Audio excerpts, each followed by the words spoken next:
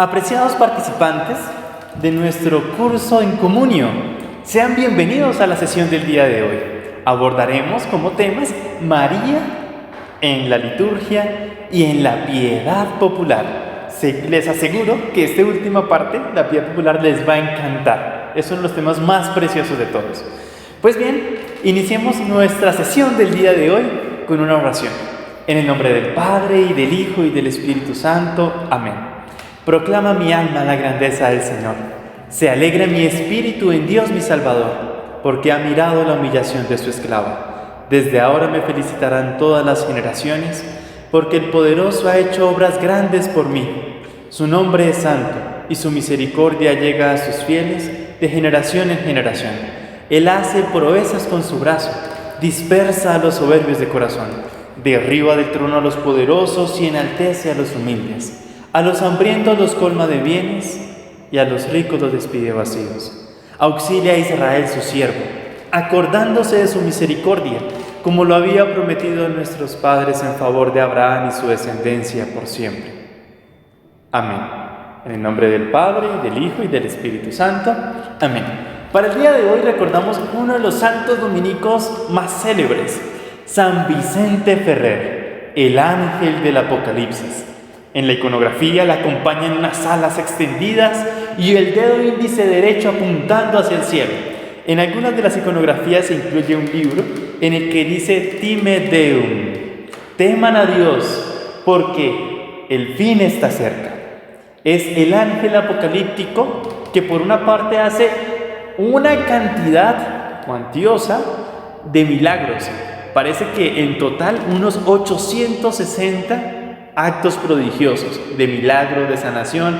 Es una lista larguísima y bien interesante para la época. Y por otra parte está su predicación permeada del anuncio de que el fin de los tiempos está cerca y que por lo tanto se conviertan. En su época, con su predicación, muchos fueron los conversos, muchos fueron los que volvieron a Dios. Este santo corresponde a los siglos entre el 14 y el 15. Nació en 1350 y falleció en 1414. Vivió el cisma de Occidente, fue contemporáneo de Santa Catalina de Siena. Y bueno, Vicente Ferrer, el ángel del Apocalipsis, que también tiene numerosos escritos que aún hoy son estudiados y se manejan en varias revistas de San Vicente Ferrer, sobre todo en Valencia, España. Este santo dominico también acompaña como patrón muchas poblaciones, pueblos, ciudades alrededor del mundo. A este santo, San Vicente Ferrer, el ángel del Apocalipsis, quien con sus milagros ratificaba el llamado a la conversión, a volver a Dios, a reconocer en Él el creador y el amor más profundo por el cual hay que mostrar respeto, con el temor, con el santo temor. Nos encomendamos para dar inicio entonces a esta hermosa sesión sobre la Virgen María en la liturgia y en la piedad popular. Muy bien, dicho esto, vamos a empezar. María en la liturgia. En primer lugar, hay un texto de San Pablo VI en la Marialis Cultus que dice: la piedad de la Iglesia hacia la Santísima Virgen María es un elemento intrínseco del culto cristiano. Recordemos todos que la liturgia es la manifestación a través de símbolos y gestos de una fe que se cree, de algo que creemos que está también sucediendo. Pues esta liturgia, que ya entra a pasar, como veremos más adelante, en algunos elementos propiamente de rituales, es la manifestación o la expresión formal e institucional a través de ritos de una fe. Lex orandi, lex credendi. Es la cristalización de un tiempo de la fe en formas de expresión, en oraciones, en ritos, en plegarias, en celebraciones. Para entender entonces o profundizarnos un poco más adentro de la comprensión de la Virgen María dentro del componente litúrgico, hay un texto preciosísimo y que es nuclear. Este texto pertenece a la Sacrosanctum Concilium del Vaticano II. Es el numeral 103 y dice, atentos a esto: En la celebración de este círculo anual de los misterios de Cristo, es decir, está haciendo alusión al año litúrgico, la celebración del año litúrgico que es importante para la celebración y la vivencia de la fe, la Santa Iglesia venera con amor especial a la bienaventurada Madre de Dios, la Virgen María. Ha mencionado los dos títulos primigenios que ya se ha insistido con los dogmas y que es importante entre toda la celebración y la fe cristiana: María Virgen y María Madre de Dios. Con amor especial, y continúa, unida María con lazo indisoluble a la obra salvífica de su Hijo. Esta expresión es bellísima y contiene todo el núcleo. María es importante en nuestra fe en la medida en que está enlazada con el misterio de Cristo. Y en la liturgia, que por supuesto es la manifestación de Cristo, de la Pascua, de la alegría de nuestra vida como creyentes, no podemos hablar de Cristo sin tener en cuenta a María. Por eso, como María está tan entrañablemente unida con Jesús, pues cuando la liturgia trata de Cristo, tiene que mencionar también a María. Es un lazo indisoluble de la obra salvífica que ha querido Dios en nuestra historia. En ella, continúa el concilio, la Iglesia admira y ensalza el fruto más espléndido de la redención y la contempla gozosamente. Repito estas palabras, sé que las dije despacio, pero por favor, un poco de paciencia y miremos lo que se está diciendo. En ella, la Iglesia admira y ensalza el fruto más espléndido de la redención y la contempla gozosamente, como una purísima imagen de lo que ella misma, toda entera, ansía y espera ser. ¿Qué es esto? La encarnación y la salvación del mundo entero a través del Verbo, a través de Cristo que toma carne en las entrañas de esta Virgen y se manifiesta al mundo. Es la expresión más bella del Padre que acontece a través de María. Por eso en María contemplamos esta riqueza impresionante. Y en alguna ocasión hablábamos que una de las imágenes dentro de la teología, dentro de la historia de la teología mariana de esta época, de la época contemporánea, es María, modelo de la Iglesia. Y es que en María, que es donde acontece este misterio redentor, María se expresa como el modelo de la Iglesia. Dice esta última parte del numeral, como una imagen purísima de lo que ella misma, toda entera, ansía y espera ser. Ella es la testigo primordial de la Iglesia. Ella es la figura de la Iglesia que ve acontecer la experiencia de la redención. Y por lo tanto, también este espléndido misterio que se traslada a la liturgia. Vamos entonces a comenzar a mirar cómo se ha ido introduciendo María dentro de la liturgia. Algo ya mencionamos en la historia de la teología mariana, y vamos aquí a hacer un breve recorderis y sobre todo a centrarnos en los ámbitos que corresponden a los elementos litúrgicos. Entonces, el esquema general es el siguiente. Hay una piedad popular que veremos qué es y todo lo demás en la segunda parte, no se la pierdan, ya casi llegamos, por favor, todo el mundo despierto. Y ese humus, que es una intención, una sensación vivida de la fe, comienza a tener unas expresiones a través de escritos, a través de cantos, a través de homilías, y cuando logra toda una conjunción de varias personas de la Iglesia como comunidad, comienza a formalizarse dentro de la expresión litúrgica, dentro de los ritos. Entonces, aquí son 3 pasos. 1 es la vivencia que se siente. 2 es la expresión fruto de esa vivencia. Y 3 es cuando se ha decantado en el tiempo, cuando se ha purificado, cuando se posee eso que es tan hermoso, se eleva a la dignidad litúrgica, a la celebración. Veamos entonces cómo funciona dentro de la historia. Hemos dicho que ya en la historia aparece María dentro de las figuras neotestamentarias, en los evangelios, también en las cartas de Pablo, aparece en varios enunciados, incluso también en los Hechos de los Apóstoles, como en Pentecostés. Pues bien, estos elementos evangélicos o de los textos neotestamentarios van a servir a los padres de la Iglesia de los primeros siglos para sus homilías. Y en la homilética, en la predicación, aparece frecuentemente la figura de María. Y luego esto va a pasar a la liturgia. Vemos así, por ejemplo, que el texto con el que iniciamos la oración de hoy, el Magnificat, que está en Lucas 1 del 46 al 55, es abordada numerosas veces por los padres de la Iglesia. El primero de ellos acontece en el siglo II, es decir, del 100 al 200, por Melitón de Sardes, en una homilía sobre la Pascua. Fíjense, esto es hermoso.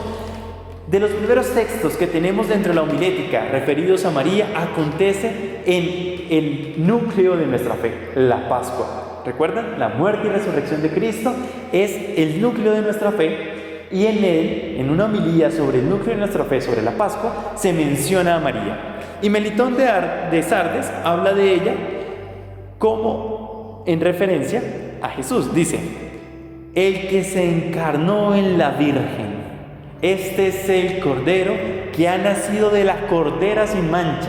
Hay una semejanza en las figuras directamente entre María y Cristo. Él es el que se ha encarnado de la Virgen. Aquí tenemos una bella expresión que fue gestándose luego para, como veremos, en el Concilio de Éfeso declararse como Madre de Dios, que ya se ha abordado ampliamente este tema teológico. Pero en la homilética ya aparece con Melitón de Sardes la figura de María en referencia como la encarnación del Verbo y que se presenta. Luego entonces, en el siglo III, tenemos un texto que seguramente trae una tradición más antigua, pero que el texto es del siglo III, en el que están presentes la plegaria eucarística y las profesiones de fe bautismales. En ambas, ya María entra a formar parte de la liturgia. Formalmente, institucionalmente lo hace. Pasa a estar dentro de la plegaria eucarística y pasa a aparecer también en la misión del credo de la fe o de la profesión de fe para el bautismo. Dice este texto del siglo III: se ha manifestado como hijo tuyo. Está hablando al Padre, dando gloria, bendiciéndolo, y dice, ahora por el tema de la redención, se ha manifestado como hijo tuyo, nacido del Espíritu Santo. Ahí está la fórmula trinitaria, se dirige al Padre, está hablando del Redentor, del Hijo del Padre, que ha venido, nacido del Espíritu Santo y de la Virgen María. Increíble. Aquí sigue apareciendo ya formalmente, litúrgicamente, la presencia de María como mediación humana dentro del plan salvífico de la redención. Es la cooperadora que con su sí hace presente la realidad salvífica. Y en el caso de la profesión de fe, dice: creéis en Cristo Jesús, Hijo de Dios, que ha nacido por obra del Espíritu Santo de la Virgen María. Esto es una profesión de fe del siglo III.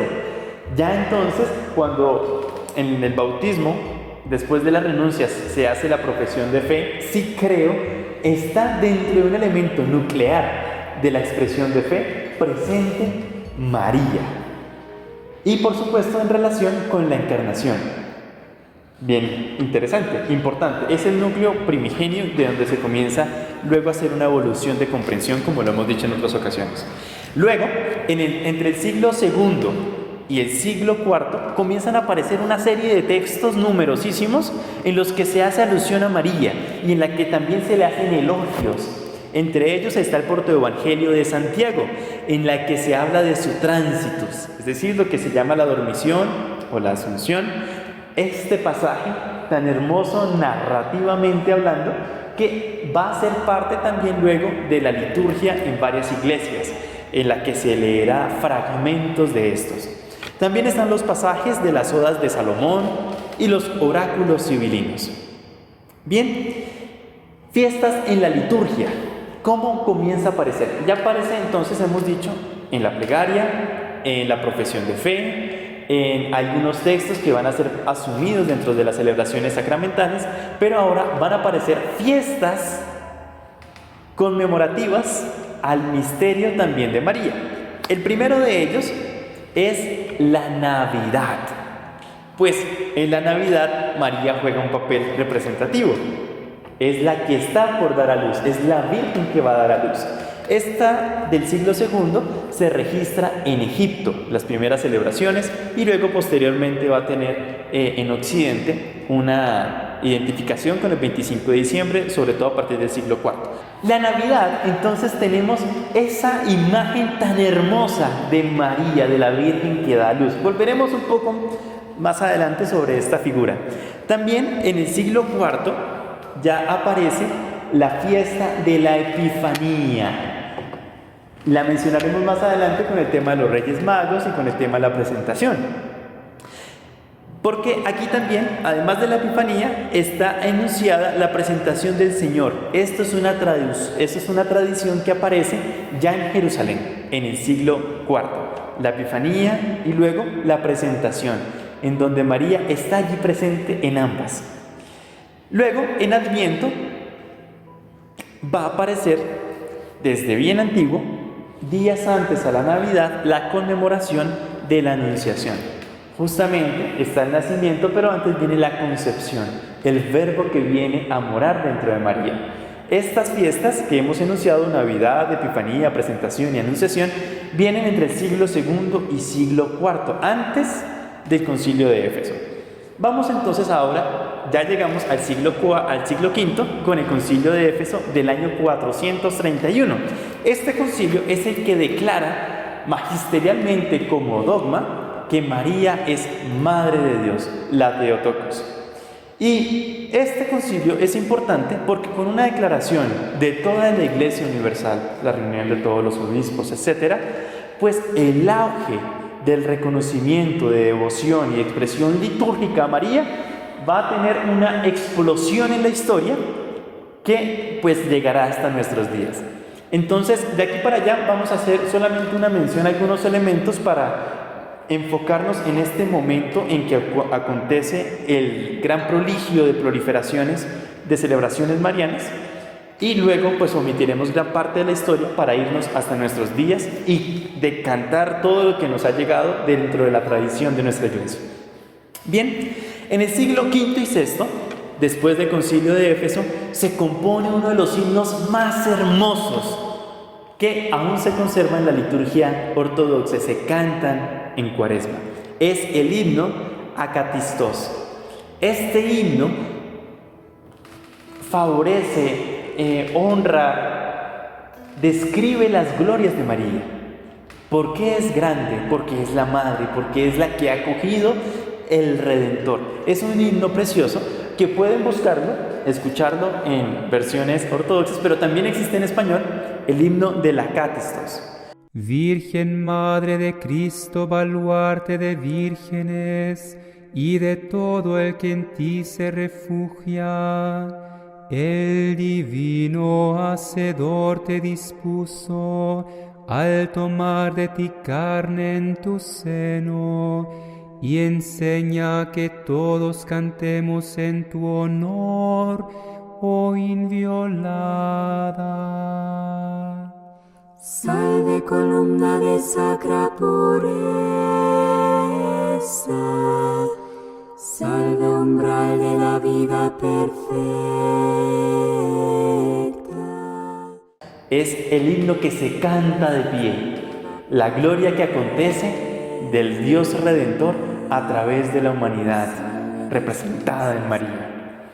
Bien, luego también entre estos siglos, del V al VI, aparece el 15 de agosto la memoria de la Virgen, una celebración memorativa por la Virgen. Luego el 25 de marzo, como dijimos hace un momento, en Occidente sobre todo se va a decantar la celebración del Día de la Anunciación. Va a aparecer también la fiesta de la Dormición de María. Aparece también en estos siglos la Natividad de María, que es interesantísimo. Dentro de la liturgia de hoy día, de la Natividad tenemos pues la Navidad, que es el nacimiento de Cristo, y tenemos como Natividad el de San Juan Bautista y la Virgen María, el nacimiento. Pero veamos que es bien antigua la celebración, de entre el siglo V al siglo VI. También esta proliferación de expresiones litúrgicas que comienza a tener María en los mismos ritos, en las mismas celebraciones, se debe, por una parte, porque el misterio de María depende del misterio de Cristo. María, como hemos dicho en el comienzo, en la introducción, se enlaza y se inserta dentro del misterio de Cristo, y en ese sentido, pues, cuando celebramos a Cristo, tenemos también la figura de María allí presente. Por eso, entonces, María siempre va a estar enlazada al misterio pascual, al misterio de Cristo, a la encarnación de Dios, a la redención. Bien, lo segundo es que María, ya en estos siglos que hemos mencionado, desde el II hasta el VI, se ha insertado en unos elementos relevantes de la liturgia. Hemos mencionado plegarias eucarísticas y las profesiones de fe de los bautismos. Ahora sí, trasladándonos hasta nuestros días, el Concilio Vaticano II dio un principio de orientación para la reforma de la liturgia, precisamente decantando, acentuando la presencia salvífica de Cristo en la historia, el transcurso dentro del año litúrgico con sus tiempos de Adviento, Navidad, luego tiempo ordinario, Cuaresma, Pascua y el resto del tiempo ordinario. Este año dinámico, este ciclo único, que es la manifestación de Cristo en la historia, que es la celebración del misterio en nuestra vida, como lo hemos leído en la Sacrosanctum Concilium, enmarca que María está presente dentro de este ciclo, que es importante enunciarla dentro de este misterio de salvación. El numeral 102, que es el que le precede, que hemos leído, habla justamente del calendario litúrgico. Vamos entonces a revisar ahora, dentro del rito actual, en qué está, de qué manera está inserta María, y también vamos a mirar luego, dentro del ciclo litúrgico, cómo aparece María dentro de todo el año.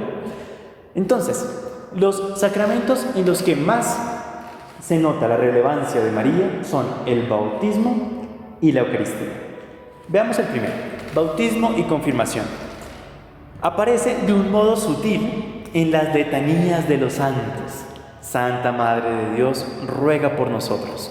Las letanías con las cuales se le pide a todos los santos, precedidos por María, que intercedan ante Dios por los nuevos bautizados, por estos niños, estos adultos que son presentados a la iglesia y que se incorporan a ella. Luego también aparece, se conserva la tradición del siglo II al IV que mencionamos, la profesión de fe. ¿Creéis en Jesucristo, nuestro Señor, que fue concebido por obra y gracia del Espíritu Santo y nació de Santa María siempre Virgen? Sí creo. Bien, aquí permanece. Y en el caso de la confirmación, que está unido de alguna manera con el bautismo, María sigue apareciendo en la renovación de los votos bautismales de la profesión de fe y aparece también en el texto de Pentecostés. Recordemos que la figura de Hechos de los Apóstoles en Pentecostés, María se encontraba con los discípulos. Ella también recibe el Espíritu Santo y es un signo también de la Iglesia como modelo, como abanderada en esta historia de la salvación, la que ha recibido a Cristo, pero también la que es verdadera discípula, además de madre, y que está en misión de transmitir. Pues bien, aquí aparece entonces también en los textos. Vamos ahora con la Eucaristía.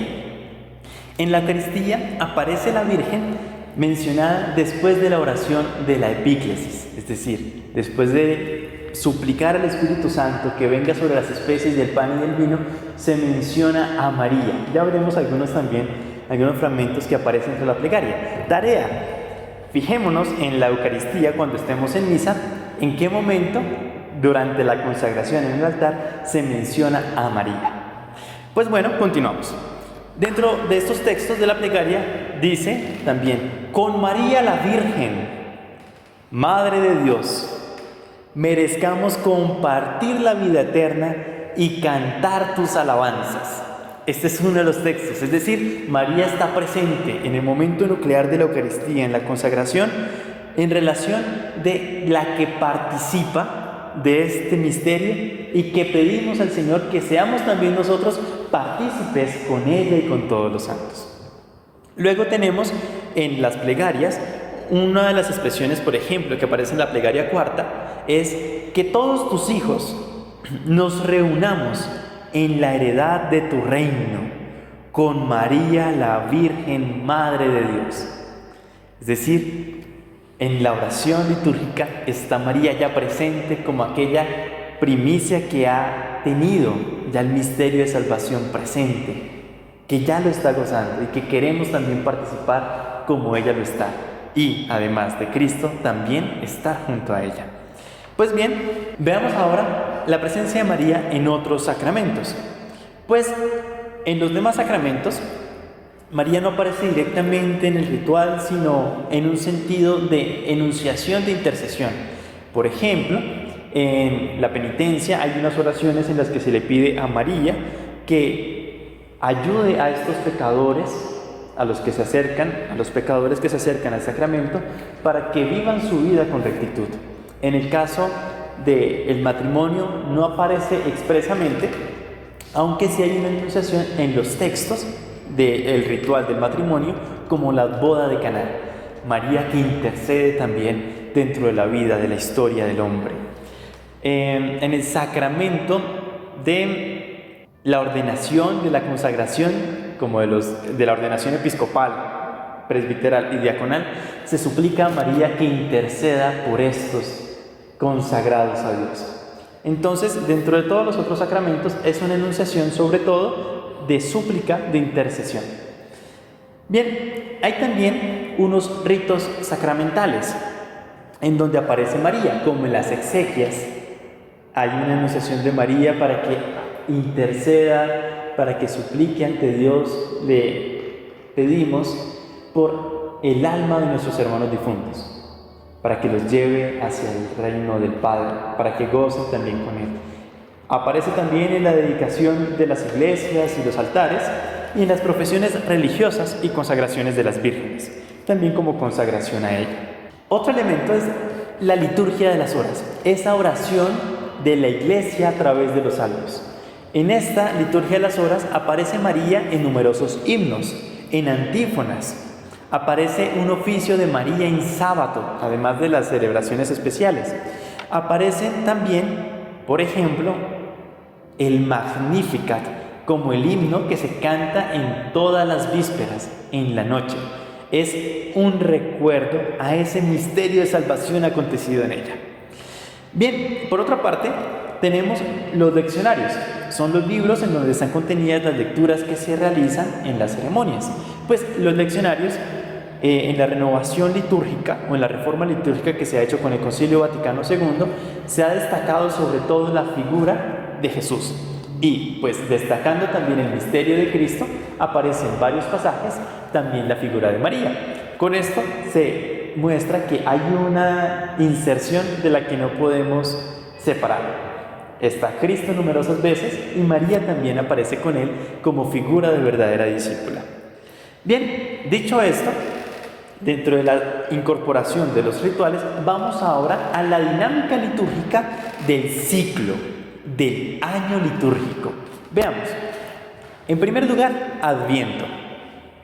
En Adviento, los días principales en los que aparece la figura de María corresponden entre el 17 y el 24 de diciembre, en la que se alude a las voces proféticas que anuncian la alegría del Señor relacionado con una virgen y con un Mesías, la doncella de la que nacerá el Mesías, el Emanuel, el Dios con nosotros. Esta figura va a aparecer sobre todo en estos días de María en relación con el Mesías, con la promesa que ya viene, que ya va a cumplirse. Aparece también entonces durante estos días la figura de la Madre del Redentor. Recordemos, por ejemplo, la Navidad, ¿no? En donde acontece este misterio tan precioso. La Virgen que dará a luz, hemos dicho, Está también el 8 de diciembre, dentro de este tiempo de Adviento, la Inmaculada Concepción, una fiesta que corresponde a un dogma precioso que celebramos, como veremos ahorita con la piedad popular, muy queridamente. María se presenta entonces durante esta época de Adviento como mujer que espera, como la sierva fiel del misterio que ha sido confiado a su obediencia de fe. Ecce ancilla Domini, he aquí la esclava del Señor, que aguarda la manifestación, que cuida a Cristo en su vientre y espera con ansias, con toda la iglesia, con el pueblo de Israel, la manifestación gloriosa del Hijo de Dios, el nacimiento. Tenemos luego entonces el tiempo de Navidad, ya cuando la promesa se hace realidad, cuando Cristo nace. Y además de la Navidad, que es una fiesta grandiosa en la que celebramos el Redentor que ha nacido de María, ya está ahí María mencionada, ha nacido de María, del vientre de María, tenemos a los 8 días la celebración de la Sagrada Familia. Que, bueno, ya solamente con decir Sagrada Familia, sabemos que aquí está implicada directamente María. Luego, semanas posteriores, tenemos la presentación de Jesús en el templo. Tenemos el 1 de enero la celebración del dogma de la Madre de Dios. Tenemos luego la Epifanía, que tiene 3 versiones, según los ciclos. Por una parte, el bautismo de Jesús. En el segundo, los Reyes Magos, la celebración de los Reyes Magos, en la que María, ya es entendida así desde antiguo, es trono de la sabiduría. Es ella la que presenta al niño, a los reyes, para que ellos ofrezcan sus regalos. Ella está presente ahí como el trono de la sabiduría, y pues también aparece la otra opción, que es la boda de Caná, que, como ya hemos dicho, es la alusión a la mediación, a la intercesión de María ante Jesús por 2 hombres. Luego pasamos al tiempo de Cuaresma y Pascua. Pues resulta que durante la Cuaresma la figura de María es más bien silenciosa, no aparece tanto, y tiene su razón de ser. Esta razón que María no aparezca, como sí sucede en otros tiempos, está en razón de que María nos enseña como discípula que es un tiempo de conversión, en el sentido de estar atentos, de escuchar el mensaje del Señor, de prepararnos para la celebración de la Semana Santa, de la Semana Mayor, del misterio pascual. Tenemos entonces, de todas maneras, en esta celebración, en este tiempo, a María presente al pie de la cruz. También en las palabras de Cristo: Hijo, he ahí a tu madre, madre, he ahí a tu hijo. Y tenemos en la celebración del Sábado Santo nuestra Madre del Crucificado, o la Dolorosa. Son las figuras que se nos presentan. Luego, con la resurrección, se tiene también el título de Madre del Resucitado, ya la que aparece también dentro de la que goza. Por una parte, la que sufre la muerte de su hijo, y ahora la que goza del misterio de la resurrección. Este misterio, dentro de la liturgia de María, esta alegría de María, hace parte dentro de la liturgia con un himno que suplanta la salve, y este himno es Regina Coeli, Reina del Cielo, alégrate porque el Señor ha resucitado. Aquí vemos entonces una inserción dentro de este tiempo pascual. Luego podemos mencionar las solemnidades y las fiestas que aparecen a lo largo de todo el año, distribuidas durante todo el tiempo, y que nos recuerdan en distintas épocas la celebración y la importancia de la figura de María dentro del misterio de Cristo. El primero de ellos, podríamos decir, es la Anunciación, el 25 de marzo, que ya lo hemos enunciado. La presentación del Señor, el 2 de febrero. La Inmaculada Concepción, el 8 de diciembre. Madre de Dios, el 1 de enero. La Asunción de la Virgen María, el 15 de agosto. La Natividad de la Virgen, ya aquí vienen las fiestas, 8 de septiembre. La Visitación de la Virgen María, el 31 de mayo.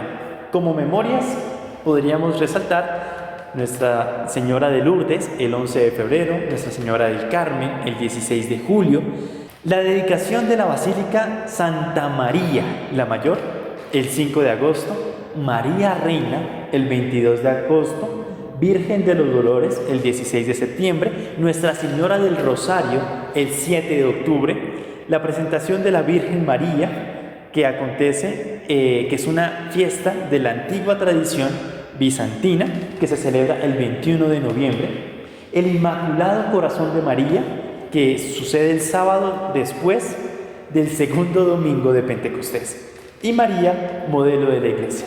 Podríamos mencionar en nuestro contexto colombiano también la solemnidad de Nuestra Señora del Rosario de Chiquinquirá, que es el 9 de julio la coronación y el 26 de diciembre la renovación. Bien, hasta aquí el tema litúrgico. María en la liturgia, entonces, como conclusión a este primer núcleo temático, tenemos que ha estado presente dentro de la celebración de la fe, que es la expresión litúrgica de toda la Iglesia desde los comienzos del cristianismo, y que hoy por hoy, tiene varias celebraciones, tiene varias inserciones, y que está presente dentro de nuestra conmemoración de la celebración del misterio pascual.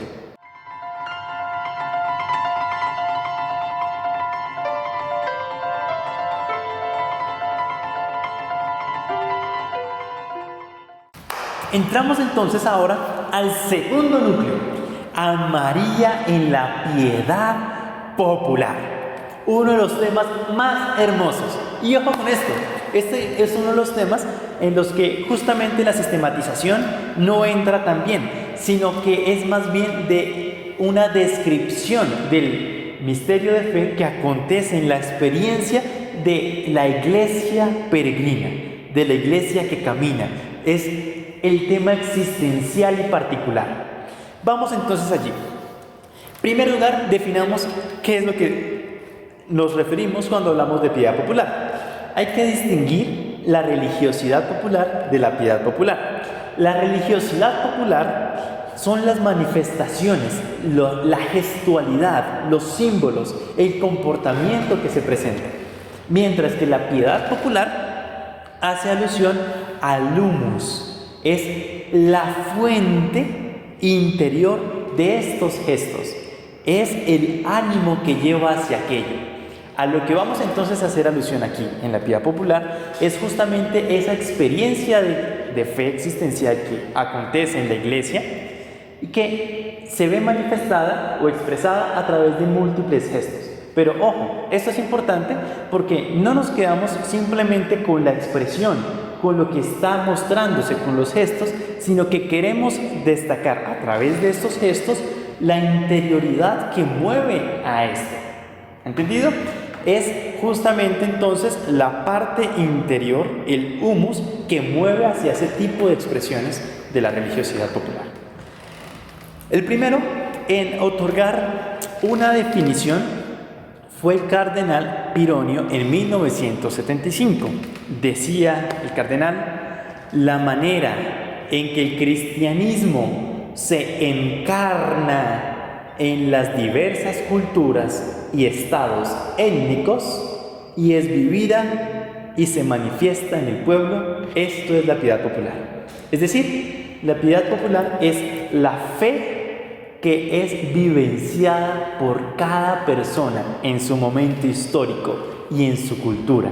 Es lo que vemos a lo largo y ancho de toda la iglesia, en el planeta, en las regiones, en la particularidad, en las celebraciones propias que acontece como una aculturación.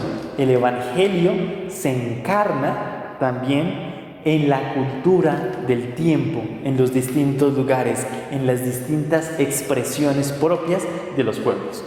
La piedad popular traduce, postula y expresa la verdad de oración, es decir, aquel sentimiento de fe que se contempla, que se vive y que se busca expresar de distintas formas. Vamos entonces a las características de esta piedad popular antes de hacer la enunciación de todas ellas. En primer lugar, la característica que se nos presenta es la espontaneidad, porque es que nace de la pasión de sentir. La primera característica es la espontaneidad que emerge, como se siente es natural, no es forzada, no hay que obligar, no hay que pedirles a ver que sean creativos, sino que nace naturalmente, espontáneamente, porque se siente, porque se vive, porque se experimenta. La segunda es que tiene una razón de ser festiva. La piedad popular, como sentimiento interno de acogida de ese misterio, se expresa en manifestaciones de alegría, de fiesta, de regocijo. No es solamente para mí mismo, sino es también con los otros. Es la celebración del misterio que acontece comunitariamente. Es un día especial, no es cualquiera, sino que es una expresión linda, gozosa, en la que la persona se regocija en esa celebración. Espontánea, festiva. Tercera, es de pobreza radical y de apertura trascendente. Esto significa que son símbolos que se expresan desde lo más sencillo, desde lo más práctico, desde lo más cercano a la vida, desde la expresión de lo que tenemos a la mano, como veremos, de los cantos, de las narraciones, de los poemas, de gestos. Es pobre en el sentido de que utiliza lo simbólicamente más cercano a nuestras posibilidades, y de apertura radical porque además de utilizar los símbolos cercanos, la persona se reconoce como abierta al absoluto, abierta a Dios, al trascendente. Se muestra la gran diferencia que hay entre Dios, el absoluto, y el ser humano, que es pasajero. Pobreza radical, no solamente por los símbolos, sino también por la diferencia tan distante, y que nos lleva a una apertura hacia Dios, hacia lo trascendente. Es una forma de balbucear, podríamos decir, esa experiencia de Dios que en muchas ocasiones no encuentra un lenguaje suficiente. Cuarta, memoria. Hay una unanimidad en la participación de esta piedad popular, y es que se hace un reconocimiento del acontecer existencial, del camino propiamente humano. La memoria, como dentro de la piedad popular, es impresionante porque es justamente el reconocimiento de la acción de Dios, no solamente en una época, en el siglo I, sino sobre todo en mi propia vida. Estas son las 4 características: espontaneidad, festividad, pobreza radical y apertura al trascendente, y memoria. Y otra que va acompañada con la memoria es la condivisión, porque no es solamente la memoria de una única persona, sino es de toda una comunidad, lo que hace que sea popular.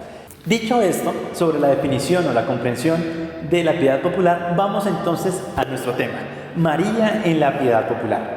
Escribió San Pablo VI en 1976.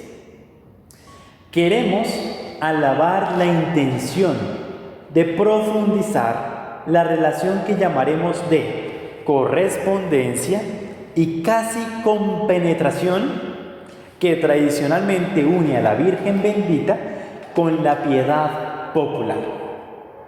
Es realmente verdad que así como María ocupa un puesto privilegiado en el misterio de Cristo, así también está siempre presente en el alma de nuestros fieles e impregna tanto en la intimidad como al exterior toda la expresión y manifestación religiosa. Con este texto entonces San Pablo VI nos muestra lo que es evidente: María está presente dentro de nuestra comprensión religiosa. Vamos a ver entonces de qué manera dentro de la piedad popular. Hay unas actitudes y efectos de ese diálogo interior de esta fe, de esta contemplación que hacen los creyentes. Y para dinamizar esto vamos a hacer lo siguiente: voy a mencionar algunas actitudes que van a aparecer y piensen ustedes en casita qué canto, por ejemplo, que es una de las expresiones de la piedad popular, qué canto le recuerda a eso que estamos diciendo. Vamos allá. Primero, se presenta dentro de las expresiones de piedad popular a María como Madre poderosa, como Madre misericordiosa. Es el don de Dios, es el regalo de la potencia del amor infinito de Dios a nuestra historia, a la iglesia. Es la intercesora de todas las gracias. Por ella ha venido Cristo, que es el núcleo de todas las gracias, y por lo mismo, por ella podemos solicitar todas las demás. ¿Qué canto podría ser? María, tu intercesora. Hay otros muchos, pero este es de los más populares, conocidos al menos en nuestras regiones.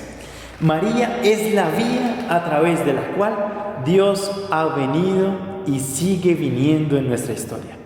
2. Santa Virgen, inmaculada, sin culpa, sin pecado, es Nuestra Señora, que se hace una distinción real entre ella como la Inmaculada y nosotros que somos los pecadores. Por ejemplo, cuando decimos, ruega por nosotros pecadores, en el Ave María, o en el caso de Chiquinquirá, la antífona, pues eres de los pecadores el consuelo y la alegría, oh Madre clemente y pía, escuchad nuestros clamores. Vemos entonces aquí manifestaciones en las que se reconoce María como un ser humano, una mujer excepcional dentro de nuestra historia, y a la cual podemos confiar y suplicar que interceda ante Dios por nosotros, que nos ayude ella, que es la Santa Madre de Dios.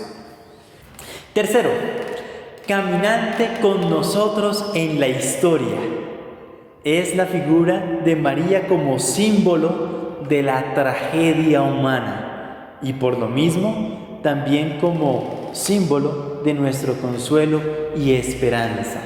Es María que camina. ¿Recuerdan el canto Ven con nosotros a caminar, Santa María ven? Es la figura de María que nos acompaña en la historia, que está también dentro de nuestras culturas, que en algunos lugares aparece con rasgos indígenas, que es la María que asume rasgos y características de los pueblos en donde se aparece, en China, en África, aquí en nuestra América.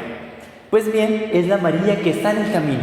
En modo particular, pensemos por ejemplo en las madres de nuestra tierra, de Colombia, que han perdido a sus hijos como víctimas de la violencia.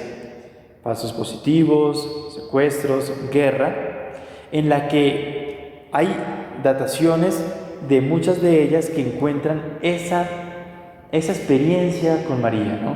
María que fue arrebatado su hijo, cuyo hijo fue sacrificado, fue asesinado y que guarda también la esperanza en la resurrección.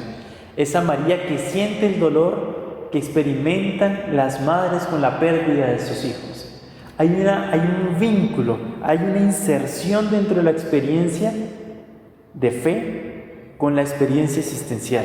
No es un relato distante, sino es una expresión viva que se actualiza en nuestra historia, que así como ella ha sufrido, ha padecido el sufrimiento de la muerte de su hijo, también tantas madres lo hacen y encuentran de algún modo consuelo en esa esperanza que tiene también María de volver a ver a su hijo.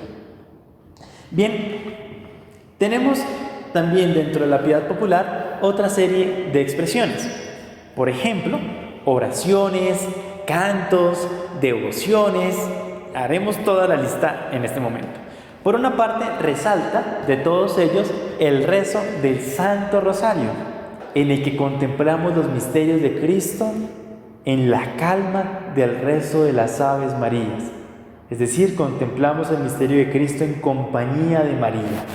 Por otra parte, la oración del Ángelus, que en muchos lugares tiene una inserción plena dentro de las culturas de orar frecuentemente, a las 6 y a mediodía, 6 de la mañana, 6 de la tarde, mediodía. Tenemos también, por ejemplo, los meses de mayo y de octubre dedicados a la Virgen María y al Santo Rosario, 2 meses en los que se procura recordar esta figura tan hermosa, esta persona tan maravillosa, la Virgen María, la Madre de Dios. Tenemos novenas, el oficio de María en sábado en la liturgia de las horas, que ya lo hemos mencionado, y por supuesto uno de los más hermosos, los cantos y las expresiones. Solo por poner unos ejemplos, pensemos en las rancheras. a Nuestra Señora Guadalupana. Tenemos, por ejemplo, también los cantos en España, y aquí en Colombia podríamos decir, solo como ejemplo, la guabina chiquinquirén. Y así también todos podríamos mencionar un canto en el que sentimos ese fervor hacia María. En este momento, por favor, escríbenos en los comentarios qué canto es de tus favoritos en relación con María. ¿Qué canto te hace sentir esa ternura, ese gesto de presencia de María también dentro de nuestra historia? Escriban allí, y si ven que alguien ha escrito uno de los que a ustedes les gustan, también denle me gusta, denle un corazoncito y comencemos aquí a mirar. Les aconsejo también, si es posible, dejar el enlace dentro del comentario en donde podamos acceder directamente al canto para recordarlo y para verlo fácilmente los unos de los otros. Y así recordamos estas expresiones marianas tan espectaculares que aparecen en la música, que ha aparecido desde muy antiguo, como decíamos con el himno de la Catistos, y como también aparece en nuestros cantos, a través de rancheras, a través de múltiples versiones y cantos bonitos que nos animan a entrar en esa interioridad sensitiva de la experiencia de fe. Bien, tenemos también fiestas y aniversarios. Hemos mencionado en la liturgia solemnidades que aquí también voy a volver a recordar, pero ya en un aspecto litúrgico en la que tiene su oficio propio de Eucaristía, de laudes, de vísperas, sino en las expresiones populares que aparecen, expresiones de piedad popular que se tienen en estas fiestas. Vamos allá. El día de Nuestra Señora la Dolorosa, el Sábado Santo, que en algunos lugares se hace procesión, que por ejemplo, recuerdan ustedes en Mompox, donde Nuestra Señora de los Dolores sale en peregrinación y es toda una tarde de movimientos, de expresión dirigida por el pueblo mismo. Tenemos el día de la Virgen del Carmen, el día de los conductores, todo el mundo sale con sus carros pitando, la pólvora, son expresiones de ese deseo popular. Por otra parte, tenemos la coronación de la Virgen de Chiquinquirá. Allá también nos vamos de peregrinación, vamos a acompañar, a celebrar la fiesta. En el caso de nuestros hermanos los venezolanos, yo he visto, personalmente, he tenido la oportunidad de apreciar la devoción que tienen a la Chinita. La Virgen de Chiquinquirá, le dicen la Chinita, que es un afecto profundo. Los he visto con lágrimas en los ojos cantarle, unos cantos preciosos. Tenemos, por ejemplo, también, en el caso de México, Nuestra Señora de Guadalupe, esas rancheras y esas ceremonias que se le presentan tan fabulosas, tan lindas. En el Noche de las Velitas, el día de la Inmaculada Concepción, todo el mundo en sus casitas prendiendo velitas, un gesto también de oración, de celebración de esa fe. La Navidad, que en la Navidad tenemos la celebración de pesebres vivos. Aquí en Colombia tenemos la costumbre de tener un pesebre, pero también cuando nos reunimos en comunidad y tenemos niños, solemos disfrazar a los niños de María, José. Hay un bebé, si hay un bebé es perfecto porque hace de niño Dios, y tenemos esta celebración popular que es una expresión bellísima, es la figura del pesebre entre nosotros, es recrear a María junto a nosotros. También en el caso de México aparecen las posadas navideñas, en donde María con José van buscando dónde poder dar a luz. Es una de las celebraciones también bellas y culturales con cantos preciosos, y así muchos otros. Tenemos también representaciones sacras en el arte. Cuando veíamos el tema de la historia de la teología mariana, enunciábamos algunos elementos y la evolución de aspectos artísticos a lo largo de la historia. Pues en las expresiones artísticas, no solamente de cuadros, sino también de otras formas, tenemos entonces una alusión como expresión de esa piedad popular. Y otro que es muy peculiar son las narraciones, los cuentos que se dan con un tintico, con un chocolate, con las onces en nuestras familias.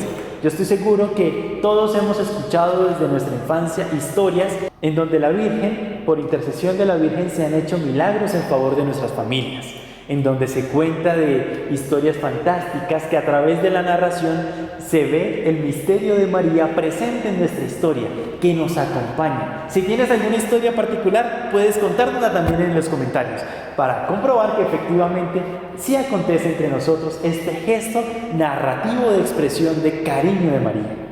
Tenemos también, por último, una serie de expresiones como la peregrinación, hacer consagraciones a la Virgen María, ofrecer promesas que acontecen dentro de nuestra expresión popular. Son formas de manifestación de ese ánimo interno en la piedad popular. Bien, por último, vamos a hacer una valoración de esta piedad popular. ¿Qué hay que decir? Que sí tiene unos riesgos que hay que procurar evitar o que hay que depurar, pero que aquello que es valioso, aquello que es expresión de un auténtico sentir, hay que purificarlo, hay que traerlo y ensalzarlo para que con él profundicemos en la fe y nos dirijamos al misterio de Cristo. Ojo, la piedad popular no es mala, pero tiene desviaciones en algunas ocasiones que ya rayan con lo que no es propio de nuestra religiosidad, de la catolicidad. Por ejemplo, un error es quedarse en un intimismo, es decir, si hay una devoción, es una experiencia que es personal, pero esta experiencia que acontece en mi vida es celebrada o compartida en la comunidad. Tiene que ser ordenada a la vivencia común, al compartir juntos, a la expresión pública y conjunta de la fe. No es solamente en una visión que me aísle de la comunidad. Ese es el primer riesgo, un aislamiento, y se soluciona celebrándose en comunidad, abriéndonos a la Iglesia universal. Segundo elemento, esta subjetividad que hemos enunciado también puede llevarnos a una contrariedad de la sana doctrina. Tener una experiencia que me lleve a decir eso que se ha comprendido dentro de la Iglesia durante tanto tiempo como tradición no es tan así. Eso es un desvío ya de la religiosidad popular. En esto nos ayuda sobre todo nuestro credo, el misterio de nuestra fe que ha sido delegado tan hermosamente, decantado por el tiempo y por los padres de la Iglesia, por la Iglesia misma. Es mantenernos dentro de lo que es oficialmente, de lo que está permitido, de lo que es reconocido. Por ejemplo, María intercesora. Bien, tercer elemento que podemos hacer en esta valoración es que no hay que rechazar las expresiones que acontecen.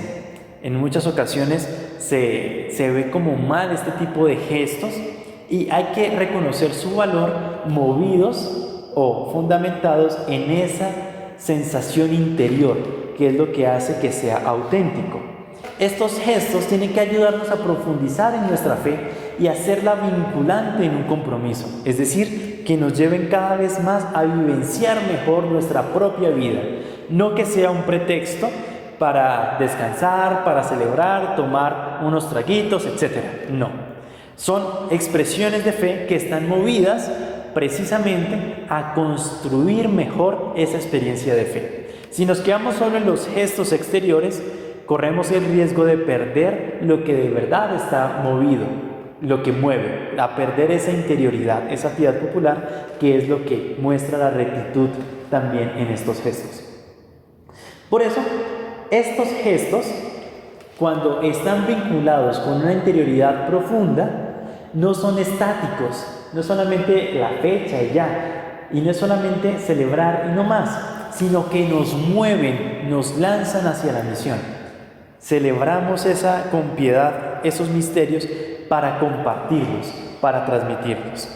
Por eso, la clave, en el fondo, es no quedarnos solamente en lo superficial, sino que hay que ir a lo profundo, a la interioridad, para que eso que es exterior tenga en realidad su sentido propio. Hay una relación entre la piedad popular y la liturgia, que va incorporándose. Hay un esfuerzo que tenemos que hacer en incorporar lenguajes litúrgicos dentro de nuestras celebraciones de piedad popular y por otra, ir asumiendo dentro de la liturgia aspectos de la piedad popular, que es como sucede en la historia y como hemos visto y que se da naturalmente, pero hay que hacer un esfuerzo también para comprender los símbolos, para unirnos en estas expresiones que en la Eucaristía está llena de símbolos litúrgicos, el estar de pie, el arrodillarse, el darse la paz, tienen todos unos gestos en los que no hay que quedarse simplemente en el gesto, sino ir a la profundidad de lo que significan.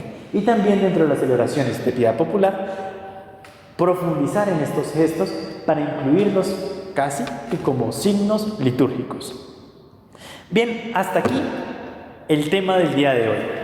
Ya saben, hemos dicho que por una parte nos escriban en los comentarios qué canto de María les encanta, les mueve, les hace entrar en esa intimidad de sensación personal. En segundo lugar, solo opcional, si alguien quiere compartirnos alguna de su historia, experiencia con María, puede escribirla. Si no, no hay problema. Y en tercero, que es la tarea, van a leerse del documento de Aparecida que aparece aquí en la descripción, el enlace que pueden consultarlo, los numerales del 258 al numeral 272. 258 al 272 son los numerales que tratan acerca de la piedad popular fundamentada en Cristo y María. Para dejar como estímulo, dice en uno de estos numerales, Benedicto XVI, María Santísima, la Virgen pura y sin mancha, es para nosotros escuela de fe, destinada a guiarnos y a fortalecernos en el camino que lleva al encuentro con el Creador del cielo y de la tierra. Quiero que finalicemos esta sesión orando a María. María, tú que eres la Madre de Dios, tú que eres la Inmaculada Concepción, tú que caminas en nuestra historia, que eres la Madre del crucificado y la Madre del resucitado, te suplicamos que junto a ti, tú que caminas con nosotros, nos muestres el rostro de Jesús, nos acompañes para contemplar más hondamente el misterio de Cristo. Acompáñanos tú en el camino, caracterizado por tu ternura, por tu maternidad, tú que eres nuestra Madre. Amén.